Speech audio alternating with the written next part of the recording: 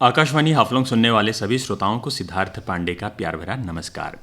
दोस्तों, आज बहुत ही ख़ास और इम्पॉर्टेंट प्रोग्राम लेकर आपके सामने हाजिर हुआ हूं और इस प्रोग्राम में मेरे साथ आज मेहमान के तौर पर मौजूद हैं श्री प्रवीण चौधरी। आप प्रिंसिपल हैं जवाहर नवोदय विद्यालय सौंटीला डिमा हसाऊ के।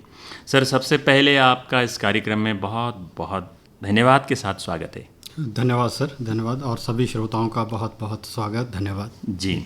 श्रोताओं, आज हम सर से बातचीत करेंगे जवाहर नवोदया विद्यालय सिलेक्शन टेस्ट 2025 इसके बारे में, जिसे शॉर्ट फॉर्म में JNVST 2025 भी कहा जाता है। इसकी हम लाइव अनाउंसमेंट हमारे प्रोग्राम के बीच में हम दे रहे हैं। ये टेस्ट क्या है, कौन इस टेस्ट में किस तरीके से बच्चे दाखिला ले सकते हैं, कौन से क्लास के लिए ये टेस्ट ड्राइव किया जा रहा है, इस टेस्ट से जुड़ी पूरी जानकारियों को इस कार्यक्रम के ज़रिए हम आप तक पहुंचाने की कोशिश कर रहे हैं। प्रवीण सर, आपका स्वागत करते हुए पहला प्रश्न मैं आपसे ये पूछना चाहूँगा कि जवाहर नवोदया विद्यालय सिलेक्शन टेस्ट 2025 इसके बारे में आप सबसे पहले क्या बताना चाहेंगे? जी, बहुत बहुत धन्यवाद सिद्धार्थ जी। ये जो जवाहर नवोदय सिलेक्शन टेस्ट 2025 है जी, ये मुख्य तौर पे कक्षा 6 में जी JNV में एडमिशन के लिए करवाया जा रहा है जी। वर्तमान में जो भी बच्चे स्टेट के किसी भी रिकॉग्नाइज्ड स्कूल में, चाहे वो स्टेट गवर्नमेंट का हो या प्राइवेट में पढ़ रहा हो, क्लास 5 में जो बच्चा पढ़ रहा है वो इस एग्ज़ाम के लिए रजिस्टर करने के लिए, अप्लाई करने के लिए एलिजिबल है जी। इसकी कुछ कंडीशंस हैं, वो मैं प्रोग्राम के दौरान आपको आगे और विस्तार से बताऊंगा। तो जो भी बच्चा जी इस डिस्ट्रिक्ट का है, वर्तमान डिस्ट्रिक्ट जो हमारा डिमा हसाऊ डिस्ट्रिक्ट है जी, और जो कक्षा 5 में अभी पढ़ रहा है, वो प्रत्येक बच्चा इस एग्ज़ाम को के लिए अप्लाई कर सकता है अगर वो एलिजिबिलिटी क्राइटेरिया को फुलफ़िल करता है तो जी। सर, किस तरीके की एलिजिबिलिटी क्राइटेरिया की आवश्यकता होती है इसमें अप्लाई करने के लिए? सर, प्रथम तो वो बच्चा इस डिस्ट्रिक्ट का बोनाफाइड रेजिडेंट होना चाहिए, डिमा हसाऊ का ही जी। क्योंकि देश भर में हर राज्य के हर जिले में एक नवोदय विद्यालय है जी। तो जिस भी जिले में वो बच्चा पढ़ रहा है उस जिले के नवोदय विद्यालय के लिए वो आवेदन कर सकता है जी। तो ये जो यहाँ हमारा जिला है डिमा हसाऊ जिले का कक्षा 5 का पढ़ने वाला प्रत्येक विद्यार्थी इस एग्ज़ाम के लिए, इस परीक्षा के लिए आवेदन कर सकता है जी। अब हम बात करते हैं उसकी एज एलिजिबिलिटी की जी। इसके लिए निर्धारित तिथि है बच्चा 1 मई 2013 से लेके 31 जुलाई 2015 जी।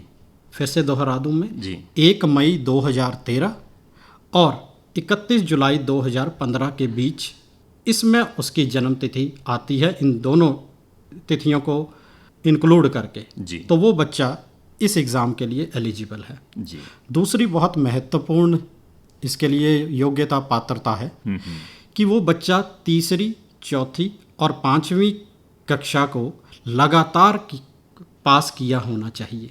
अच्छा। इसमें कहीं भी गैप नहीं आना चाहिए जी जी। तीसरी के बाद मान लीजिए बच्चे ने छोड़ दिया और फिर 1 साल के बाद फिर वो आगे चौथी में पास एडमिशन लेता है तो वो भी एलिजिबल नहीं है नहीं। ये तीनों क्रमानुसार एक साथ तीनों कक्षाएं चलनी चाहिए जी। साथ में उस बच्चे के पास रिजर्वेशन का जो सर्टिफिकेट है वो होना एलिजिबल, जो भी सर्टिफाइड है, गवर्नमेंट से अप्रूव्ड है, वो उस बच्चे के पास होना चाहिए। सर, अब ये प्रश्न एक उठता है कि 5वीं उस बच्चे ने पास की है और उस प्रोग्रेस रिपोर्ट में जितना भी उस बच्चे को परसेंटेज ऑफ मार्क्स मिला है वो क्या मैटर करता है? जी नहीं। यहाँ पे बच्चे का जो भी बच्चा इस परीक्षा में अपनी परफॉर्मेंस देगा उसके बेस पे जो मेरिट बनेगी उस मेरिट के आधार पर ही बच्चे का चयन किया जाएगा। तीसरी, चौथी या 5वीं में जो अंक उसने अर्जित किए हैं उनका यहाँ पे कोई भी उसको वैल्यूएशन में कहीं भी प्रायोरिटी नहीं दी जाएगी जी।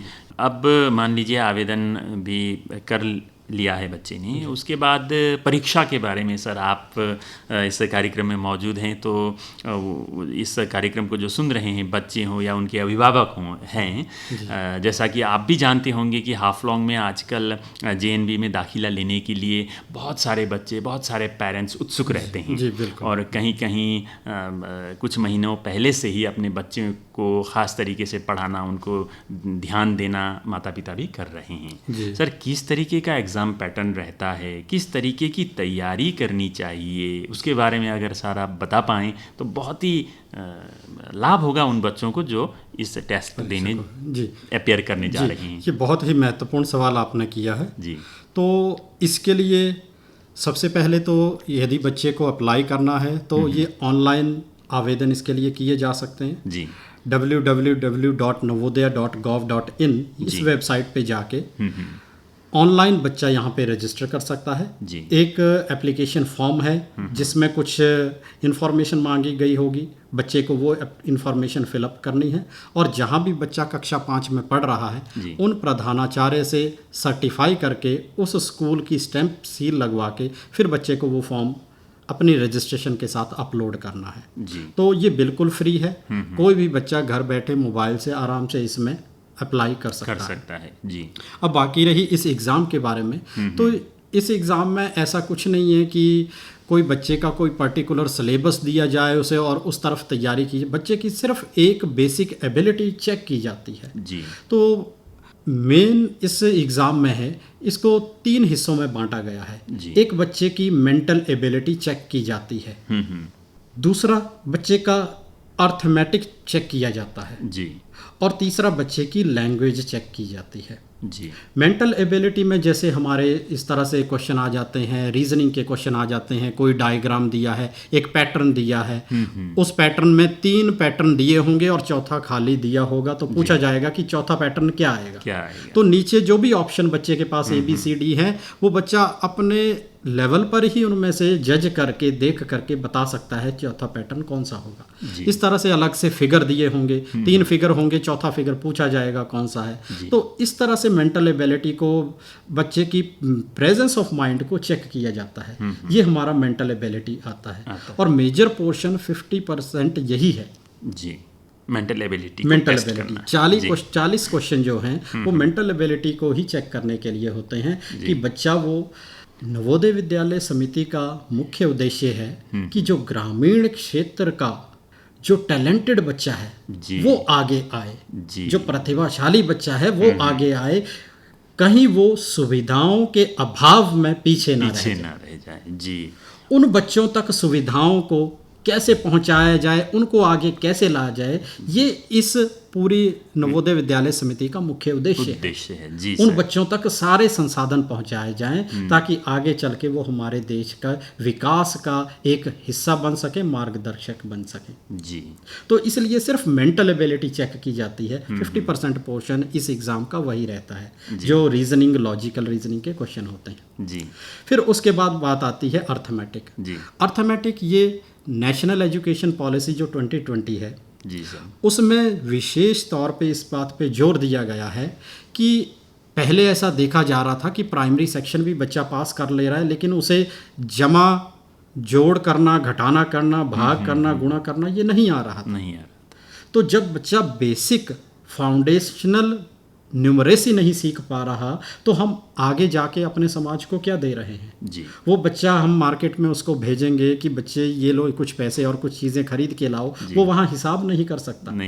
तो इसलिए इस बात पे जोर दिया गया कि थोड़ी बहुत बच्चे में अर्थमेटिक के प्रति भी रुचि होनी चाहिए और उसमें भी गुणवत्ता होनी चाहिए। तो 20 क्वेश्चन जो होंगे वो अर्थमेटिक के होंगे जिसमें फ्रैक्शंस के बेस पे क्वेश्चन होंगे, डेसिमल्स के बेस पे क्वेश्चन होंगे, एडिशन, मल्टीप्लिकेशन, डिवीजन, सब्ट्रैक्शन इसके बेस पे क्वेश्चन होंगे ताकि बच्चा थोड़ा बहुत मैथमेटिक्स को भी अप्लाई कर सके जी। फिर लास्ट के जो 20 क्वेश्चन आते हैं वो लैंग्वेज टेस्ट के आते हैं जी। तो NEP 2020 में इस बात पे भी जोर दिया गया है कि फाउंडेशनल लिटरेसी आनी चाहिए कि कोई भी बच्चा चाहे वो देश के किसी भी क्षेत्र में किसी भी कोने में क्यों ना रह रहा हो, जहाँ वो रह रहा है वहाँ वो अपने समाज में समाज की भाषा को समझने, समझ रहा हो, समाज को अपनी बात बता पाने में सक्षम भी होना चाहिए, उसे लिखना आना चाहिए, उसे पढ़ना आना चाहिए, उसे बोलना आना चाहिए। तो ये फाउंडेशनल लिटरेसी कहा जाएगा। अच्छा। तो 20 क्वेश्चन जो होंगे वो लिटरेसी लैंग्वेज बेस्ड होंगे। उसमें चेक किया जाएगा कि बच्चे की प्रोफिशिएंसी क्या है लैंग्वेज में। जी। तो ये मुख्य रूप से इस एग्ज़ाम का खाका है। तो ये 100 मार्क्स का जो एग्ज़ाम है, ये बच्चे को क्वालिफाई करना होगा। अगर मेरिट में ऊपर आना है तो अच्छे अंकों के साथ। और इस एग्ज़ाम को के लिए निर्धारित जो समय सीमा है वो 2 घंटे की रखी गई है। ये एग्ज़ाम 11:30 बजे से शुरू होगा और 1:30 बजे तक बच्चा इसमें बैठ सकता है। जी। हाँ, यदि कोई दिव्यांग बच्चा है तो उसके लिए 40 मिनट अधिक समय दिया जाता है एग्ज़ाम लिखने के लिए। जी। तो ये मुख्य रूप से इस एग्ज़ाम के बारे में जानकारी थी। जी। और एग्ज़ाम सेंटर जो है वो स्कूल ही रहेगा? मैं आपके इस आकाशवाणी केंद्र के माध्यम से श्रोताओं को बताना चाहूँगा कि हम आज भी, हम और हमारा स्टाफ और नवोदय विद्यालय समिति के समस्त अधिकारीगण, कर्मचारीगण इस बात की वाइड पब्लिसिटी में लगे हुए हैं। और जैसे कि ये दीमा हसाओ जो डिस्ट्रिक्ट है, ये मुख्य रूप से 5 ब्लॉक में डिवाइड है। इसमें 5 ब्लॉक हैं। दियोंगपुरा पहला ब्लॉक, दूसरा सांगबार, माईबांग तीसरा, माहुर चौथा और हरंगाजाओ पांचवा। तो इन सभी 5 ब्लॉकों में एक एक परीक्षा केंद्र बनाया गया है। अच्छा, ये बहुत अच्छी बात है। हर ब्लॉक के लिए बच्चों को सुविधा हो तो उसी ब्लॉक में एक परीक्षा केंद्र बनाया गया है। जी। तो हर ब्लॉक से आवेदन लिए जा रहे हैं। बच्चों को हम अपने खूब आपके माध्यम से भी और भी चैनलों से प्रसार कर रहे हैं कि ज़्यादा से ज़्यादा बच्चे इसके लिए ऑनलाइन रजिस्ट्रेशन करें। जिस भी ब्लॉक में वो आते हैं वहाँ का सेंटर चुने और वहाँ पे अपेयर हो, ताकि सभी के लिए ये सहूलियत भी हो और एडवांटेज भी हो, वो ईजिली इसमें अपेयर हो पाए। जो एग्ज़ाम की निर्धारित तिथि है 18 जनवरी 2025 उस तारीख को। सर, जैसा कि आपसे बातें करके ये पता चल रहा है कि यहाँ मिनिमम क्वालिफाइंग मार्क्स कह करके कुछ नहीं है, मेरिट के आधार पर जितनी भी सीट खाली हैं उस हिसाब से लिया जाएगा बच्चों को। इसमें क्वालिफाइंग नहीं, क्वालिफाइंग भी रहता है, कुछ मिनिमम जैसा चेक किया जाता है, लेकिन फिर भी अगर ना हो तो इसमें सिर्फ जो टॉप, हमारे यहाँ 40 सीट्स हैं, जो टॉप 40 जो भी होंगे मेरिट में उनका चयन किया जाएगा एज पर रिजर्वेशन क्राइटेरिया और जो भी नॉर्म्स होंगे। तो इस एग्ज़ाम का एक और इसमें क्लासिफिकेशन है कि 75% जो बच्चे हैं वो ग्रामीण क्षेत्र से लिए जाते हैं, उनके लिए रिजर्वेशन है। 75% जो सीट्स हैं वो रूरल एरियाज़ के लिए रिजर्व्ड है और अर्बन एरिया के लिए 25%, ताकि मुख्य उद्देश्य जो है good quality modern education to rural talented candidate उसको हम मॉडर्न एजुकेशन दे पाएँ। जी सर। जी। ये तो पूरे परीक्षा प्रोसेस से जुड़ी हुई पूरी जानकारी आप विस्तार में आपने दिया। अब ये जानना चाहूँगा कि सर, JNV में दाखिला लेने के बाद यहाँ बच्चों को किस तरीके की पढ़ाई के साथ साथ अन्य सुविधा जैसा मिल पाएगी सर? जी, तो मैं अपने श्रोताओं को आपके आकाशवाणी केंद्र के माध्यम से बताना चाहता हूं कि जो भी भाग्यशाली बच्चे इस परीक्षा में चयनित होके हमारे जवाहर नवोदय विद्यालय सोंटिला में आएंगे, उसके लिए बहुत सारी सुविधाएं भारत सरकार के शिक्षा मंत्रालय द्वारा दी जा रही हैं। जैसा कि सभी जानते हैं कि ये नवोदय विद्यालय जो है बच्चों को मुफ्त शिक्षा प्रदान कर रहा है, जिसमें फ्री बोर्डिंग भी आती है, फ्री लॉजिंग भी आती है।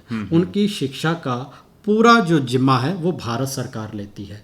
बच्चों को किताबें, बच्चों का रहना, बच्चों की वर्दी, बच्चों का हॉस्टल में जो भी खर्च है वो सारा सब वहन जो है भारत सरकार ही करती है।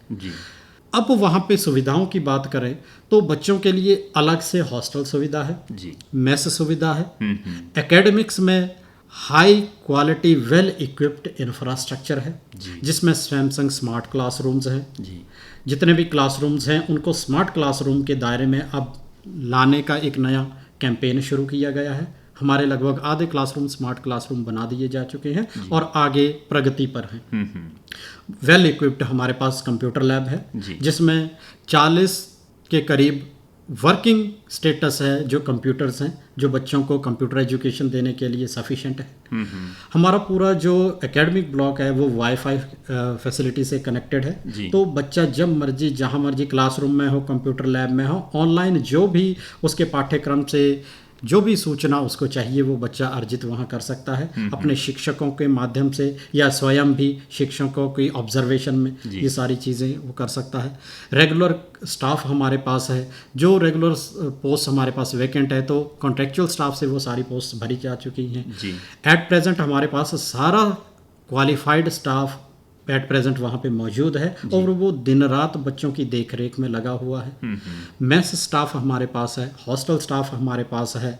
बच्चों की बेसिक से लेके हर सुविधा को देखने के लिए हमारे पास क्वालिफाइड एलिजिबल स्टाफ है, जो बच्चों के सर्वांगीण विकास में किसी न किसी तरीके से सहयोग कर रहा है।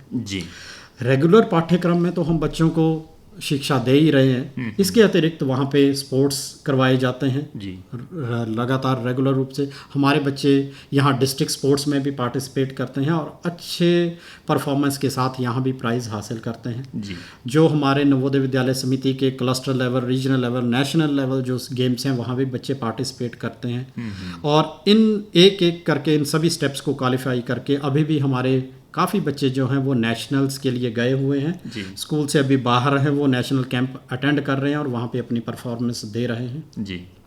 म्यूज़िक के लिए बहुत अच्छे यहाँ पे संसाधन हैं बच्चों के कल्चर को डेवलप करने के लिए। हमारे पास पीएम श्री प्रोग्राम के तहत हम बच्चों के लिए अलग अलग रिसोर्स पर्सन जो क्लासिकल डांसर्स होते हैं, क्लासिकल आर्टिस्ट होते हैं, उनको अपने विद्यालय में बुलाते हैं और वो बच्चों को ट्रेनिंग देते हैं कि किस तरह से बच्चे जो हमारे क्लासिकल आर्ट है उसको सीख सकें। बीते वर्ष हमने बच्चों को असम का जो क्लासिकल डांस है सत्रिय, जो बहुत कम लोग जानते हैं, ज़्यादा तक पूछा जाता है कि असम का क्लासिकल डांस, तो बच्चे बिहू का नाम लेते हैं। लेकिन आपके केंद्र के माध्यम से मैं बताना चाहूँगा, बिहू एक फोक डांस है, क्लासिकल डांस नहीं है। तो क्लासिकल डांस सत्रिय डांस है, जो हमें भी यहाँ आने पर ही पता चला। तो उसके आर्टिस्ट हमने बुलाए, उन्होंने परफॉर्मेंस दी, बच्चों को ट्रेनिंग दी, बच्चों को बहुत अच्छा लगा। और इस बार भी हमारे करिकुलम में इस तरह के परफॉर्मिंग जो आर्टिस्ट हैं उनको बुलाने का हमने प्रस्ताव रखा है और हम उसकी तरफ अग्रसित हैं। मे बी अगले महीने या उससे अगले महीने हम इस तरह से जो क्लासिकल आर्टिस्ट हैं उनको बुलाएंगे और ऐसे जो परफॉर्मेंस है, ट्रेनिंग्स है, वर्कशॉप वो कंडक्ट करेंगे। इसके अलावा वोकेशनल ट्रेनिंग वहाँ बच्चों को दी जाती है ताकि बच्चा एक स्किल भी डेवलप कर सके पढ़ाई के साथ, ताकि वो जब यहाँ से अपनी स्कूली शिक्षा पूरी करके निकले तो वो जब तक कोई स्थायी रोजगार ना मिले अपना रोजगार भी चला सकता है, जिसमें बच्चे को वोकेशनल ट्रेनिंग दी जाती है। कारपेंट्री हो गया, इलेक्ट्रीशियन हो गया, डोमेस्टिक डाटा एंट्री ऑपरेटर्स हो गए, जो आज अलग अलग हमारे शोरूम्स हैं, मॉल्स हैं या आईटी सेक्टर हैं, वहाँ पे कस्टमर केयर सर्विस सेंटर है, वहाँ पे उनकी जॉब अपॉर्चुनिटीज़ बहुत सारी हैं। इनके साथ बच्चों को आर्ट के लिए भी बहुत ज़्यादा मोटिवेट किया जाता है। अगर आप हमारे विद्यालय में आएँ तो देखिए बच्चों ने किस तरह से स्कूल बिल्डिंग को as a learning tool develop किया है। बच्चों ने जितनी भी बाउंड्रीज़ हैं, दीवारें हैं, उनको अलग अलग आर्ट की पेंटिंग्स वहाँ पे बनाई हैं और वो इंफॉर्मेटिव हैं, बच्चे को अलग अलग कल्चर्स के बारे में, देश के बारे में, संस्कृति के बारे में, सभ्यता के बारे में अवगत कराती हैं। खेल में भी बच्चों को प्रोत्साहन दिया जा रहा है। कॉम्पिटिटिव एग्ज़ाम तक की हम ऑनलाइन फ्री कोचिंग बच्चों को दिलवा रहे हैं, फ्री ऑफ कॉस्ट। ये नवोदय विद्यालय समिति का एक अलग से बहुत अच्छा कैंपेन शुरू किया गया है, जिसमें बच्चे को फिज़िक्स वाला, जैसे हम सुनते हैं जो ऑनलाइन ट्यूटोरियल्स हैं, वो हम बच्चे को ऑनलाइन अपने विद्यालय में फ्री ऑफ कॉस्ट प्रोवाइड करवा रहे हैं। एनेबल प्रोग्राम है, अवंती प्रोग्राम है। तो इस तरह से बहुत सारी सुविधाएँ हैं और बहुत सारी फैसिलिटीज़ हैं जो बच्चे अवेल कर सकते हैं। और जब इन सुविधाओं का प्रयोग बच्चा यूज़फुल, बहुत सदुपयोग करता है तो निश्चय ही उसका भविष्य जो उज्जवल होता है और कहीं ना कहीं भविष्य में वो एक अच्छा पद हासिल कर सकता है और समाज में एक अच्छा नागरिक बन के अच्छा उदाहरण बन सकता है। जी, पूरी विस्तार में आप बता रहे हैं चीज़ों को सर, और ये इंटरव्यू बहुत ही महत्वपूर्ण और ख़ास होने वाला है। अब एक सवाल आपने बता दिया है, क्लैरिफाई कर दिया है, फिर भी मैं पूछना चाहूँगा उन माता पिताओं के लिए, उन पेरेंट्स के लिए जो कहीं कोई पेरेंट्स थोड़े चिंतित भी रहते हैं कि मेरा बच्चा तो थोड़ा छोटा है, 6ठी क्लास में हम भेजेंगे, बोर्डिंग होगा, वहाँ किस तरीके से देखभाल की जाएगी। लेकिन आपकी बातों से तो पूरा वहाँ वेल इक्विप्ड सिस्टम है। फिर भी उन चिंतित, थोड़े बहुत जितने भी चिंतित माता पिता हैं, वो आश्वस्त रहें, उनके लिए आप क्या कहेंगे? देखिए, सभी श्रोतागण जो हैं उनके लिए मैं ये आश्वासन देना चाहूँगा और विश्वास दिलाता हूँ कि आप इस तरह की चिंताओं को अपने मन से निकाल दें और निश्चिंत होकर अपने बच्चों का आवेदन करवाइए। जब आपका बच्चा यहाँ चयनित हो जाएगा, आप आइए, हमसे मिलिए, और ऐसे भी आप आकर वहाँ एक बार देख सकते हैं, एक झलक देख सकते हैं जेएनवीएस की कि किस तरह से वहाँ पे पाठ्यक्रम और सहपाठी क्रियाओं को चलाया जाता है और बच्चों की देखभाल की जाती है। हमारे पास काउंसलर्स हैं, हमारे पास बच्चों की देखरेख करने के लिए मेस स्टाफ है, हॉस्टल में केयर टेकिंग स्टाफ है, गर्ल्स के लिए मैट्रन्स है, और हमारे जो शिक्षक शिक्षिकाएं हैं वो भी बच्चों से हर वक्त जुड़े रहते हैं। और मैं समझता हूँ कि कक्षा 6 तक के बच्चे, 6वीं के बाद बच्चे को माता पिता से ज़्यादा जो उसके सहयोगी हैं वो ज़्यादा सिखा सकते हैं, क्योंकि बाल्यावस्था में ही बच्चा अपने माता पिता पे ज़्यादा तक उनके आश्रित रहता है। उसके बाद वो अपने फ्रेंड सर्कल से ज़्यादा सीखता है। तो जब वो देखेगा कि उसी के एज के बच्चे वहाँ पे हैं और उससे जस्ट 1-2 साल बड़े बच्चे, उसके बड़े भाई बहन वहाँ हैं, वो किस तरह से चीज़ों को कर रहे हैं, किस तरह से वहाँ एडजस्ट कर रहे हैं, तो एक बच्चे का जो दिमाग है वो खुली किताब की तरह है। जब वो इन सारी चीज़ों को स्वयं देख लेगा, स्वयं परख लेगा, उसके माता पिता भी इस चीज़ को जांच लेंगे, तो वो निश्चित रूप से उनके मन का ये जो भ्रम है ये भी दूर हो जाएगा। और आपके इस चैनल के माध्यम से तो मैं यही कहूँगा कि आप इस तरह की समस्याओं से, इस तरह की चिंताओं से अपने आप को दूर रखें, निश्चिंत रहिए। वहाँ पे जेएनवीज़ में बच्चों की बहुत ही अच्छे तरीके से देखभाल की जा रही है और उनकी सुख सुविधा के लिए सारे संसाधन वहाँ पे मौजूद हैं, और जो आज हमारे घरों में नहीं है उससे भी बढ़कर। जी। अब प्रोग्राम के अंत की ओर भी हम बढ़ रहे हैं। अब सर, आपसे मैं जानना चाहूँगा कि आपका सौंटिला जेएनवी में आना कब हुआ और यहाँ आके, यहाँ सर्विस दे के, यहाँ काम करके आपका अपना एक्सपीरियंस किस तरीके का है सर? जी, बहुत बहुत धन्यवाद सर इस सवाल के लिए। जो अब मेरे अनुभव के बारे में आप ये पूछ रहे हैं, तो मैं बताना चाहूँगा अपने श्रोताओं को कि मैं लास्ट ईयर 2 जून 2023 को यहाँ पे प्राचार्य के पद पर मैंने यहाँ पे अपनी सेवाएं देना शुरू की हैं और इस 1 साल में मैं यहाँ आके बहुत ही लाभान्वित हुआ हूँ। मुझे यहाँ के बहुत अच्छा महसूस हुआ है, क्योंकि मैं भी एक पहाड़ी राज्य से हूँ, हिमाचल से बिलोंग करता हूँ। तो वहाँ की ज्योग्राफिकल कंडीशन और टोपोग्राफी लगभग दीमा हसाओ से मिलती जुलती है। तो मेरे लिए ये कोई नई चीज़ नहीं आई, मेरे लिए बिल्कुल मेरे गृह राज्य जैसी ही स्थिति यहाँ पे बनी। और यहाँ का जो वातावरण है वो पढ़ाई के लिए देश के अन्य कोनों से, अन्य जगहों से बहुत अच्छा है। जैसा कि हम देख पा रहे हैं, आज अगर हम यहाँ से 100 किलोमीटर की दूरी पे आगे चले जाते हैं तो गर्मी से और तरह तरह की समस्याओं से हमें जूझना पड़ रहा है। ऐसी इस तरह से कोई भी समस्या यहाँ पे नहीं है। तो पठन पाठन की क्रियाकलापों के लिए और बच्चों के सर्वांगीण विकास के लिए हाफलॉन्ग जेएनवी सोंटिला का यहाँ का जो वातावरण है वो बहुत ही अनुकूल है। अब आखिरी सवाल मेरा यही है कि इस पूरी प्रक्रिया को लेकर के, इस सिलेक्शन टेस्ट 2025 को लेकर के आप आखिर में इस कार्यक्रम को समेटते हुए क्या कहना चाहेंगे? मैं एक बार पुनः सभी श्रोतागणों को यही कहना चाहूँगा कि आपके आस पड़ोस में, आपके तमाम रिश्तेदारी में या घर में यदि कोई भी बच्चा कक्षा 5 में पढ़ रहा है तो आप प्राथमिकता पे उसका आवेदन ज़रूर करवाएं। ऑनलाइन है, फ्री ऑफ कॉस्ट है, मुफ्त है, आप खुद कर सकते हैं। और यदि आपको इसमें कहीं भी कोई परेशानी आ रही है तो आप हमारे विद्यालय की जो वेबसाइट है JNV सोनटेला JNV हाफलॉन्ग के नाम से या JNV धीमा हसाव के नाम से उस पे जाएं और वहाँ से हमारे किसी भी स्टाफ का फ़ोन नंबर आप ले लें तो उस नंबर पे कॉल करके आपको पूरी जानकारी दी जाएगी। और मैं अपना कॉन्टैक्ट नंबर भी बताना चाहूँगा। जी सर, अवश्य। 628061 जी 0177 ये मेरा फ़ोन नंबर है। मुझे कॉल करके आप कोई भी इसके परीक्षा से जुड़ी हुई कोई भी जानकारी हासिल करना चाहते हैं तो कर सकते हैं। और भविष्य में भी इस चीज़ को अपने दिमाग में रखें कि आगे आने वाले वर्षों में भी अगर कोई बच्चा छोटा है, दूसरी तीसरी कक्षा में पढ़ रहा है, तो जब भी वो कक्षा 5 में आए तो उसका आवेदन इसके लिए ज़रूर करवाएं। जो माता पिता नहीं कर पा रहे हैं हम उनसे फिज़िकली फॉर्म भरवा के ले रहे हैं। उनसे सिर्फ सूचना पूछी जा रही है, फॉर्म हमारा स्टाफ भर देता है, उनसे फ़ोटोग्राफ ले ली जाती है और सिर्फ ये कहा जाता है कि जहाँ पे भी बच्चा पढ़ रहा है वहाँ से प्रधानाचार्य के सिग्नेचर और स्टैंप लगवा के हमें फॉर्म दे दें।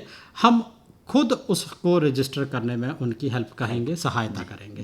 जी जो अभियान हमने चला रखा है, इस अभियान को और मजबूती देने के लिए हमारा सहायता करें, योगदान दे, ताकि इस ज़िले का कोई भी बच्चा इस सुनहरे अवसर को से चूक ना जाए। जी सर, बहुत बहुत धन्यवाद सर। आपने आज इस कार्यक्रम के माध्यम से जवाहर नवोदय विद्यालय सिलेक्शन टेस्ट 2025 के साथ साथ विद्यालय में हो रहे एक्टिविटीज़, विद्यालय में किस तरीके से पढ़ाई की जाती है, किस तरीके से सर्वांगीण विकास की ओर बच्चों का ध्यान केंद्रित किया जाता है, उसके बारे में विस्तार में बताया। आपने समय दिया, हमारे स्टूडियो में आए, इस पर बातचीत की, इसके लिए आपका बहुत बहुत धन्यवाद सर। बहुत बहुत धन्यवाद सर। जी श्रोताओं, आप थे श्री प्रवीण चौधरी, प्रिंसिपल जवाहर नवोदय विद्यालय सोनटीला डिमा हसाव के।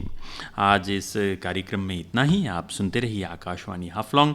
अब आपके दोस्त सिद्धार्थ पांडे को इजाज़त दीजिए। आप सभी श्रोताओं का बहुत बहुत धन्यवाद के साथ नमस्कार।